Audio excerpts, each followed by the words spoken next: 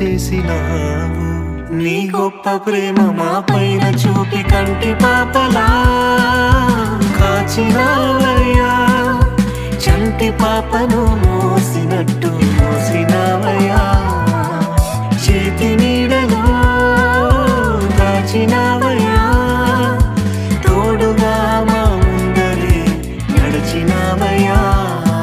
పోషించినావయ్యా, బలపరచినావయ్యా.